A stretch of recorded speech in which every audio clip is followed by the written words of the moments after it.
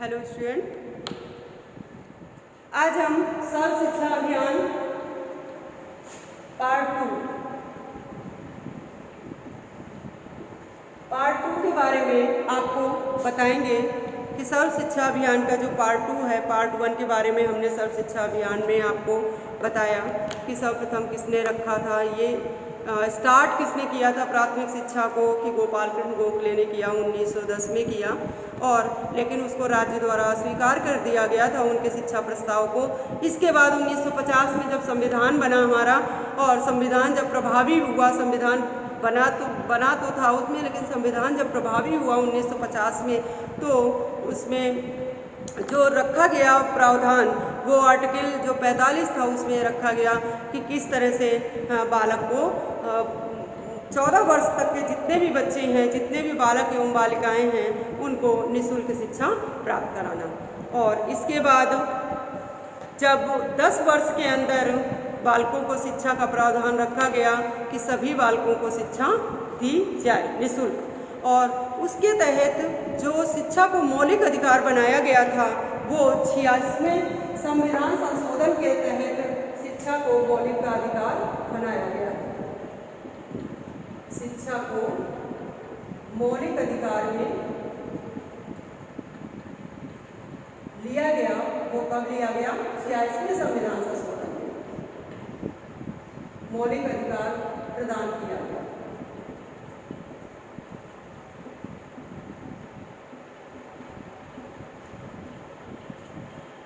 छियासवें संविधान संशोधन में शिक्षा को मौलिक अधिकार का दर्जा दिया गया, मौलिक अधिकार बनाया गया, और उसमें उन्होंने बताया कि क्या उद्देश्य रखे गए कि 2010 तक 6 से 14 वर्ष तक के सभी बच्चों को निःशुल्क शिक्षा सर्व अभियान यानी सार्वभौमिक शिक्षा प्रदान करनी है। इस तरह से उन्होंने डिवीज़न में रखा।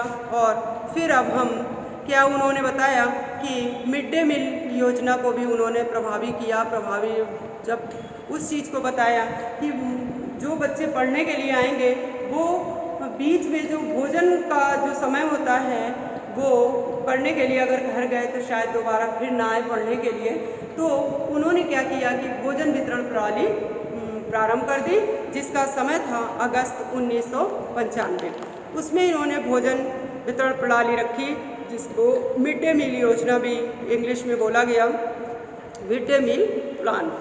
और इसके तहत इनका ये मंतव्य था, इनका ये उद्देश्य था कि जो बच्चे आएंगे शिक्षा ग्रहण करने हेतु, वो पूरी शिक्षा ग्रहण करके ही घर जाएंगे, और बीच में उनके खाने पीने का प्रबंध किया गया। एट दैट टाइम स्थितियाँ भी कुछ ऐसी थीं कि जो सामाजिक परिदृश्य था, बच्चे थे, जब माता पिता भी बहुत अच्छे से नहीं पढ़े लिखे थे, तो उनको बच्चों को भी ज्ञान प्राप्त कराने में बहुत ही ज़्यादा इच्छुक नहीं थे। इस तरह से उनके अंदर कुछ प्रलोभन, कुछ इच्छाएं जागृत की गई, उनके बारे में क्या सकारात्मक पहलू हैं, उनको धीरे धीरे ज्ञान कराया गया कि शिक्षा का स्तर अगर उस चीज़ को नहीं समझे हैं, आज अगर आप लोग ये कर रहे हैं, तो कल के लिए जो है वो आप अपने बच्चों को शिक्षा का स्तर जो है वो मजबूत कराएं, उनको शिक्षा का ज्ञान कराएं, जिससे आपके बालक बहुत ही अच्छे सामाजिक परिदृश्य में उभर कर सामने आएँ और एक कुशल नागरिक बन सकें, जिसको किसी भी तरह का कोई भी जैसे कि आप शिक्षा ग्रहण नहीं किए हो, आपको ये बोझा ढोना पड़ रहा है, ये काम करना पड़ रहा है, मजदूरी करनी पड़ रही है, तो इस तरह से उनको व्यक्तिगत ज्ञान दिया गया कि आप अगर ये करेंगे, अपने बच्चों को आगे तक पढ़ाएंगे, तो शायद आप तो अपने बच्चों को शिक्षा प्रभावी बनाने के लिए कि आपके बच्चे उस शिक्षा को ग्रहण करें और आगे चल के एक शिक्षक के रूप में, एक सर्विस होल्डर के रूप में आपके सामने आए। और ये जो शिक्षा के स्तर को आगे बढ़ाते हुए उसमें गुणवत्ता लाते हुए ही आगे समाज का भी जो परिदृश्य है वो उच्च यानी उसमें भी, समाज में भी गुणवत्ता आएगी। ऐसा जब उनको बताया गया, तो कुछ उनमें से माता पिता जो थे, उन्होंने अपनी इच्छा जताई और अपने बच्चों को पढ़ाना लिखाना उचित समझा। इसके बाद हम ये पॉइंट डालेंगे सर्व शिक्षा अभियान के केंद्रीय व्यापक मूल्यांकन। सर्व शिक्षा अभियान के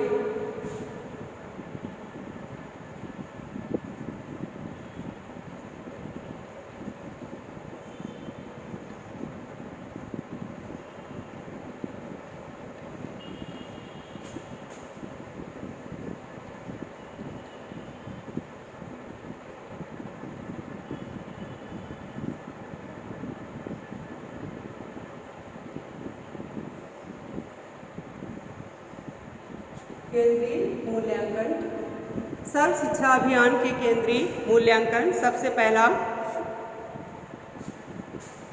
संस्थागत सुधार।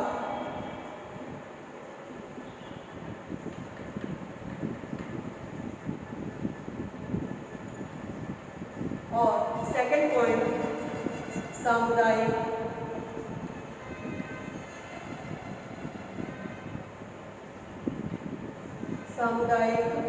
स्वामित्व।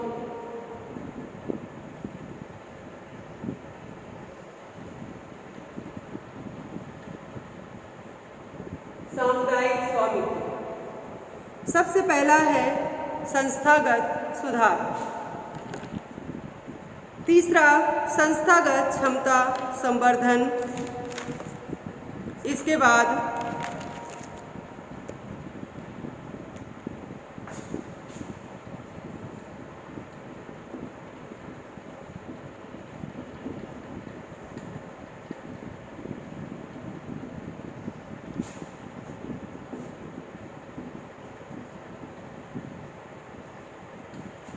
पहला है संस्थागत सुधार।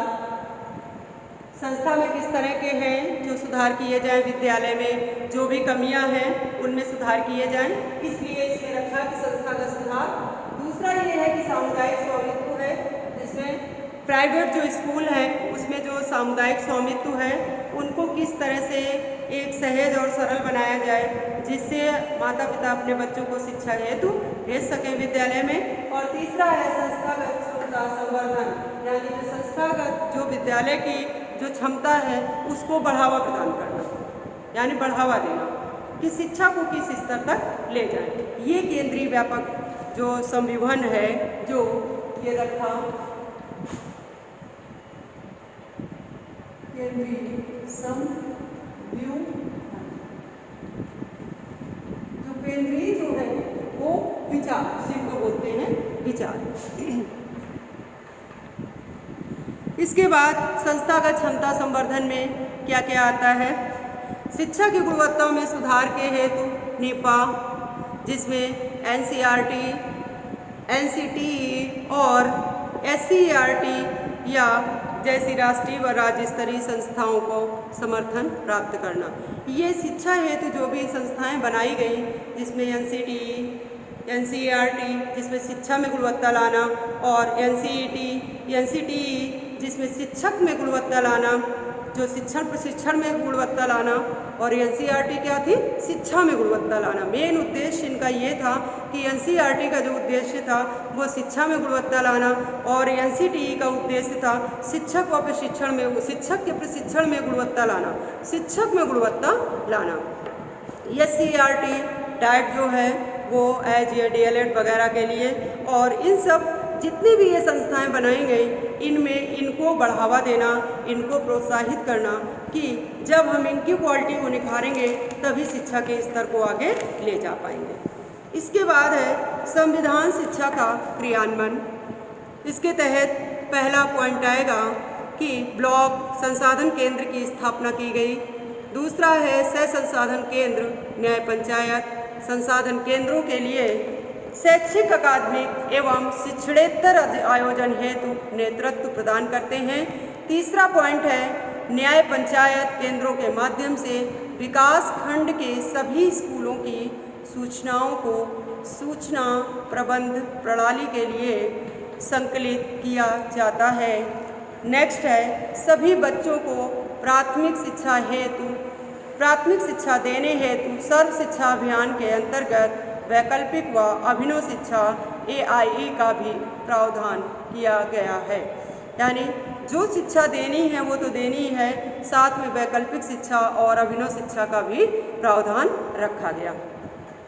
पहला इसमें होगा कि प्राथमिक विद्यालयों की स्थापना, जैसा कि हम जितने भी गैर सरकारी संगठन है, सरकारी संगठन है, राज्य द्वारा प्रोत्साहित शिक्षा है, राज्य द्वारा नवाचारी शिक्षा, क्या शिक्षा में नवाचार किया गया, उसमें सब में प्राथमिक शिक्षा को ही इम्पोर्टेंस दिया गया, प्राथमिक विद्यालयों की स्थापना को प्रोत्साहन दिया गया। सेकंड फिर है 6वां पॉइंट है शिक्षक छात्र अनुपात, क्या रेशियो है, कम से कम एक क्लास में 15 से 20 छात्र हों, निःशुल्क पाठ्य पुस्तक वितरण हो, शिक्षण अधिगम उपकरण हो और इसके बाद अभिनव क्रियाकलाप हो।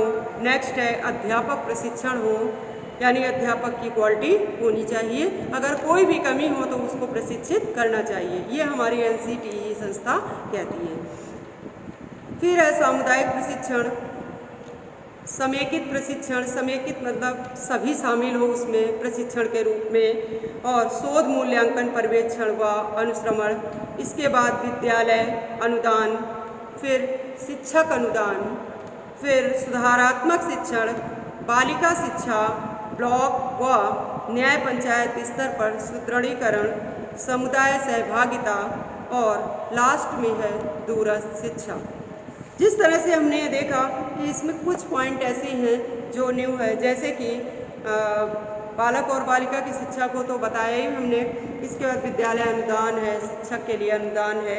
इन सब चीज़ों को अगर कुछ और ज़्यादा सम्मिलित कर दिया जाए तो उसमें जो शिक्षा का लेवल है, शिक्षा का स्तर है, उसमें और 4 चांद लगेंगे, गुणवत्तापूर्वक होगी, जिसमें किसी भी तरह की कोई भी कमी है यदि अगर उसको पूरा कर दिया जाता है तो वो और भी गुणवत्ता युक्त हो जाती है। सबसे लास्ट में हमने आपको बताया दूरस्थ शिक्षा।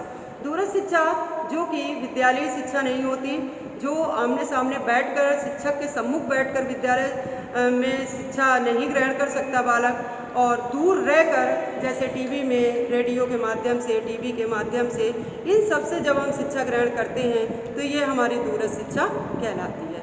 इस प्रकार हम ये अपना सर्व शिक्षा अभियान का लेक्चर वीडियो यहीं समाप्त करते हैं। अगले लेक्चर वीडियो में फिर मिलेंगे।